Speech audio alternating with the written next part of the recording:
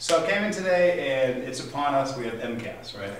So you're doing MCAS preparation clearly, but there were a couple of things that I know we're working on this year in the school that I thought were really effective. One thing that I liked a lot is you're paying attention to a rubric scoring system for open response. So is it a 1, is it a 2, is it a 3, why is it that? And I think you even had a thumb system where kids were sort of like, no, it wasn't that, and I noticed you said to, so you're doing this, why is it that? And some of the probing questions that you had that I thought were very good were, what's missing?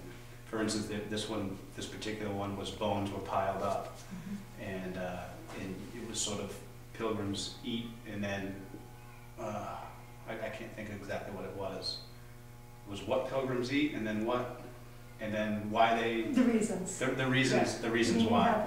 Yeah, and so you said, well, they could have bones piled up anywhere, but where were the bones being piled up? And then going back to whether or not they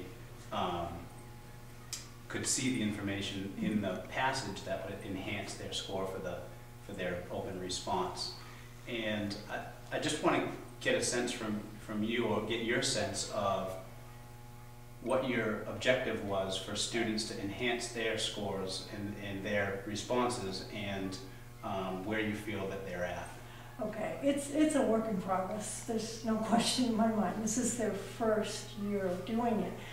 But we've been really working on, you've got the tools, you're readers, you're writers. The big deal is, this is one shot.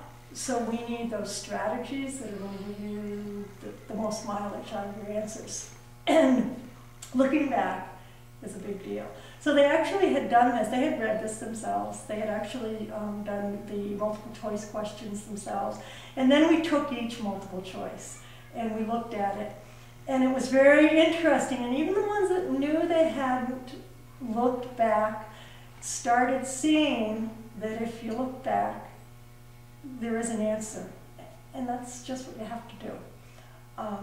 At the end, we even went, they were comfortable enough to share how many they got right, and the ones that didn't get as many right as others were comfortable saying, I didn't look back. And so I was like, yeah, that's what you have to do. So you actually scored their responses ahead of time? Well, I hadn't scored it myself. This is almost open now. They had done it, and then we went through it. They were just scoring their own. They knew which ones were right, which ones were wrong. Oh, and so they actually gave themselves a 1 on a rubric score, a low This score. one here they didn't, but we've done that before, where they've done their own, and they score, I read them, and I score. I let them score first. And usually they're pretty close. Oh, really? Which is good. I mean, yeah. That's good to know that. They're pretty close. Some of them are right on the mark. They're able to do that, but the big deal is really getting all that specific detail. If you saw that sample, it wasn't all that bad. Right. And it was a 2. Right. And they had just seen us 4. I had a 4 up there too. Okay. So I was really fishing and pulling to get them to see. Yeah, I did notice. The specific. You could see that, and they were fishing and pulling. Yeah.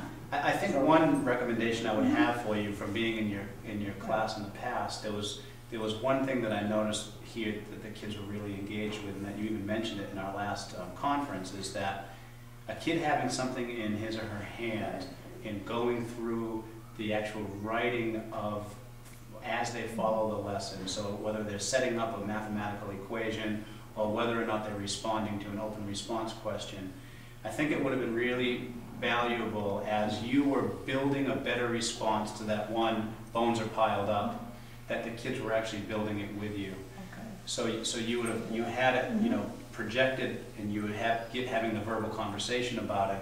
But I feel the next step that may have been a good idea to consider is actually writing out how the class is making it better. It's a whole class activity on the easel or on the board, and then having them write it in that space that's provided. So maybe they have the same sheet in front of them, and we're doing it up here, and they're doing it. Right. It is true. And so when it's all said and done, everybody can sort of say, okay, I have this, and then what did you find in it when you looked back? Right. So they read that it was polite, it was neatly done, so they look back, it's polite, it's neatly done. And then the second strategy that I heard you talking about was actually underlining. Right, that was something that before they even attempted doing the open response on their own, we practiced a lot. That's kind of a planning.